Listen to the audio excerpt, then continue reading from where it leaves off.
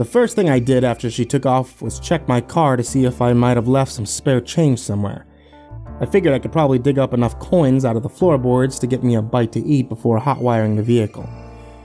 I was only a little surprised to see my phone, wallet, and keys sitting on the passenger seat waiting for me.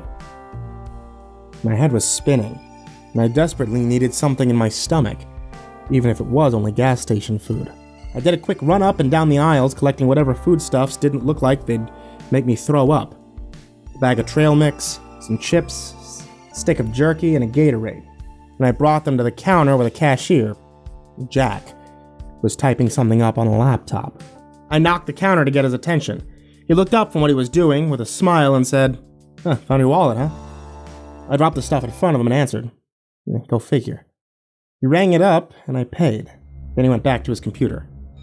I didn't feel like waiting any longer, so I opened the chips right there, and then had a small heart attack when hundreds of tiny spiders poured out of the opening in the bag. They were tiny, black, and crawling over one another in each direction. I dropped it onto the ground and started stomping them all under my boot. "What the holy fuck?" I yelled at the cashier. He looked back at me and raised his eyebrows and asked, "What? Did you not see that? There was..." Right then I lost all ability to speak. There was something in the store with us. Something impossible. Another spider was crawling up the wall behind the cash register. Only this one wasn't tiny. This one was at least the size of a Rottweiler.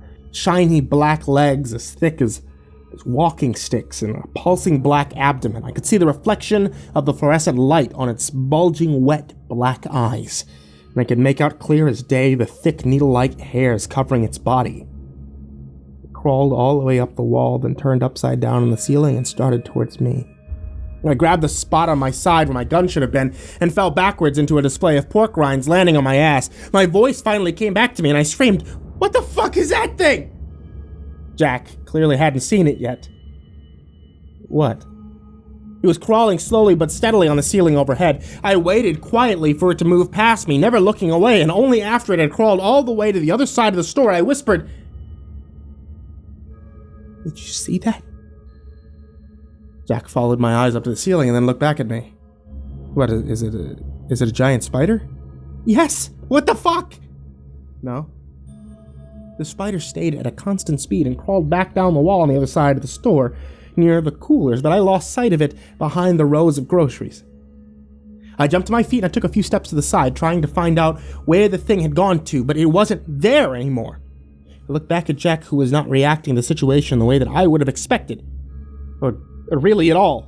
"What do you mean, no?" I screamed. He sighed deeply and yelled out, "Marlboro! Come here for a second." "Who are you talking to?" He stretched casually and closed his laptop, then looked at me in the eyes and said, "It's the pain meds they gave me. I had to stop taking them because they were making me see spiders." "What?"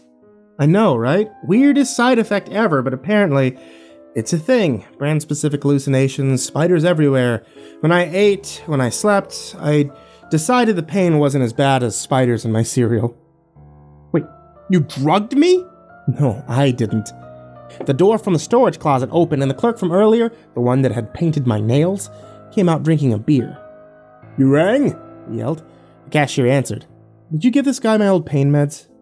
"Oh, most definitely," he answered. "I ground up like 4, put him in his water bottle." My heartbeat was finally starting to come back down to normal, the adrenaline spikes slowly being replaced by pure, undulating rage. I tried to hold it together and ask as calmly as possible, "Why would you do that?" He smiled and shrugged and said, "Just trying to help." I rubbed my eyes and took a deep breath. If he had been a little closer, I probably would have slugged him. Thankfully, I managed to keep my cool.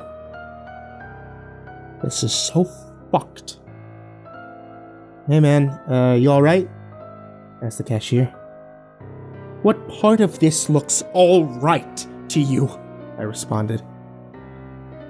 "Yeah, figured as much. You're Vanessa's uncle, right?" "Yeah, that's right. Did you know her?" A little. Yes, she was a decent worker. She always showed up on time, never stole anything. I was bummed out when she disappeared. That's what I hate to ask, but do you know what happened to her?" Maybe it was the drugs? But I was having trouble getting a read on this guy. Was he for real?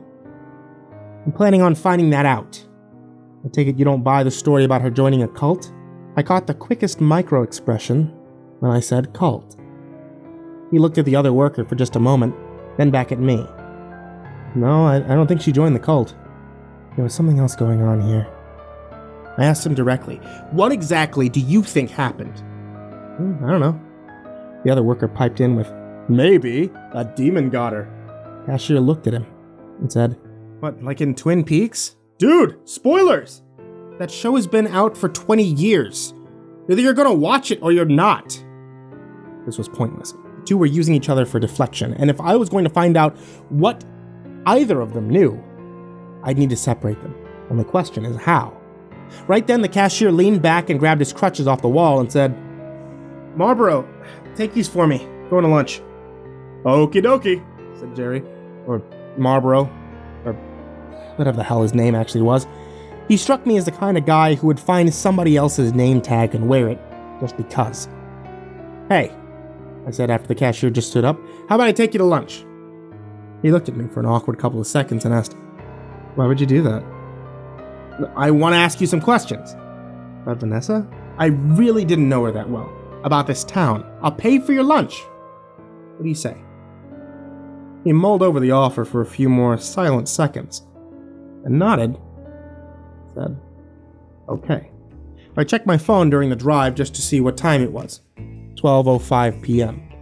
Then I tossed it out the window. Even if they hadn't bugged it, there's no way in hell I could ever trust it again. We went to the small diner in town called Marion's, where we both ordered the same thing, a cheeseburger and fries. I took black coffee, he drank a root beer. I let him eat before I got to the questions. It didn't take me long to devour my entire meal. Thankfully, there was no spiders. Whatever Marlboro had put in my drink had worn off completely, and the pain in my leg was back in full force, but it was hard to complain while sitting across from this guy. At least I still had all of my limbs. From what I could see, he was a below-the-knee amputee. The way he worked his crutches made it clear that he was a recent development. I decided to keep my complaints to myself.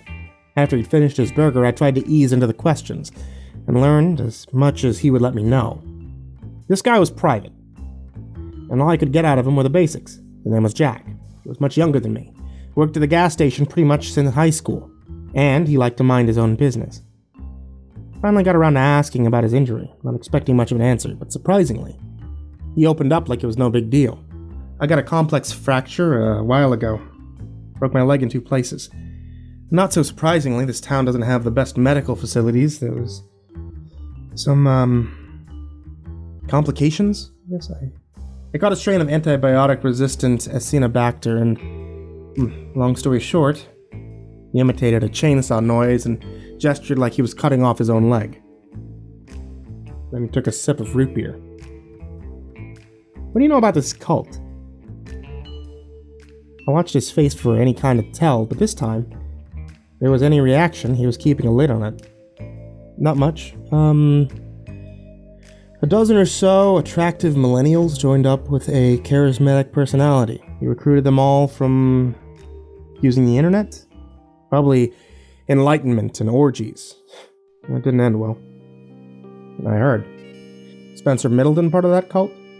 Jack visibly shuddered at the mention of Middleton. Interesting. No, he answered, but it certainly wraps the whole story up nice and neat, doesn't it? You think Spencer's innocent? Jack laughed and shook his head. No, he's very much the opposite of innocent. I'm just saying that he isn't exactly a team player. Outside the window, I saw the cruiser swinging into the parking lot. Shit. Running out of time. Look, I said finally, some weird stuff happened to me today and I was out in these woods. Things I can't exactly explain, and I'd like nothing more than to fall asleep for a few weeks and recharge, but I can't right now. I think that something's wrong with this town. I think Vanessa got caught up in it, and I think that maybe, just maybe, you know what's going on. Why would you think that? The deputy that's about to come busting in here, she seems awfully protective of you. The door opened, and O'Brien scanned the place, spotting us immediately. Jack still had his back to her. He said, "You're not wrong. Okay, weird things happen out here, but you're looking in the wrong places. Vanessa wasn't part of the cultists. They died way before she went missing. How do you know the cultists are dead? I thought that they were only missing. That's enough questions for now, Nail Polish, said O'Brien as she put her hand on Jack's shoulder. You good, Crutches? She asked him. Peachy, he answered. If there had been any doubt, that had taken it away. There was something going on with Jack and O'Brien. Maybe she was just protecting him.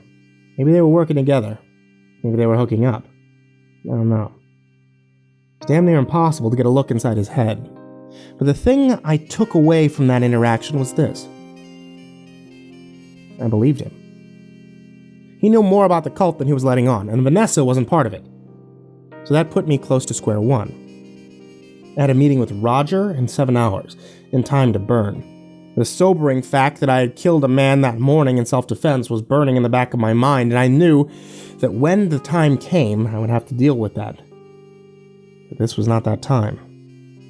This was the time to play through the pain. There'd be a chance for a nervous breakdown later after I found Vanessa, or her killer.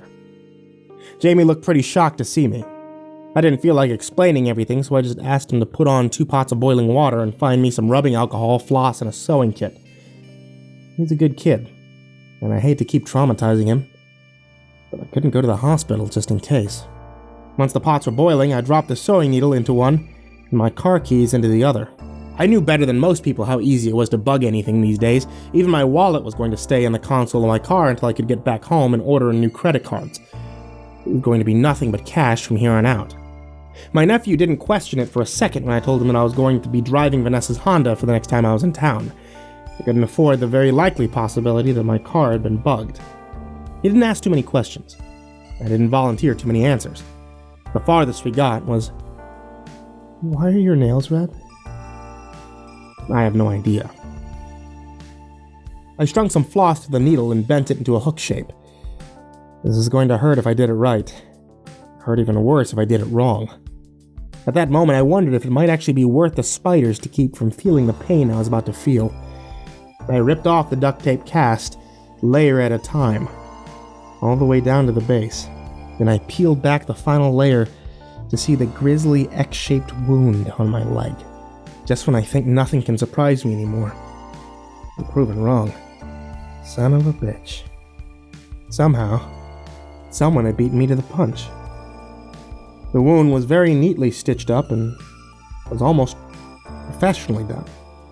The work was so clean it wouldn't leave but minimal scarring. Next to it, under a dried layer of blood, I could make out shaky handwriting where somebody had drawn on my leg with a black marker. Jerry was here. I set the needle on the table and asked Jamie if there was any old antibiotics in the house. Yeah, probably. Good. I'm gonna need all of them. It's amazing the difference a shower and clean clothes can make.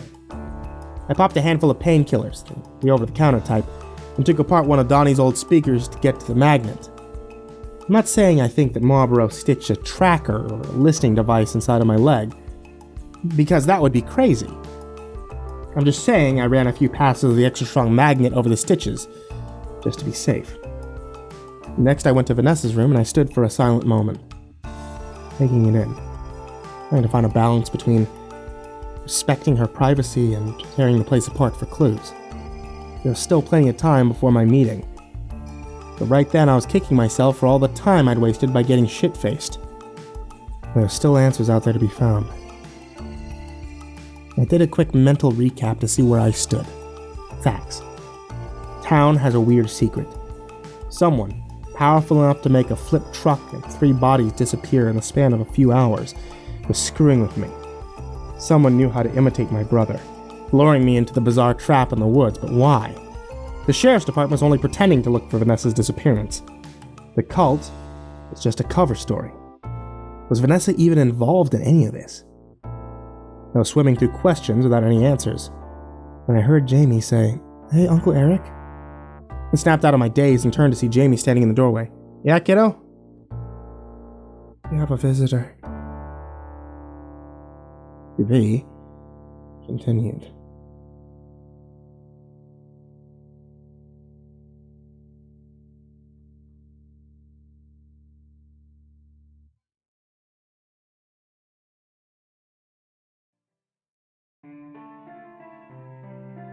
Hey there, everyone who's listening on YouTube, or those of you who are listening on the podcast.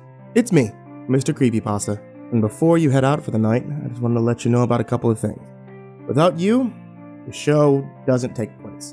So, if you guys would like to support the show, or if you guys would like to get your hands on a couple of cool little things whenever new things come out, check out patreon.com/MrCreepyPasta, and any support that you guys show, I really appreciate. For everyone who's already donated to the Patreon, I really appreciate it. You guys are amazing. And thank you so much for that. If you guys are looking for more Creepypasta Storytime, there's a new video that's uploaded to this channel or uploaded to the podcast every Tuesday, Thursday, Saturday, and Sunday now. You can be able to get more from me at facebook.com/MrCreepyPasta or on Twitter at MrCreepyPasta and then the number 0. Thanks so much for listening, kids, and for your support. And sweet dreams.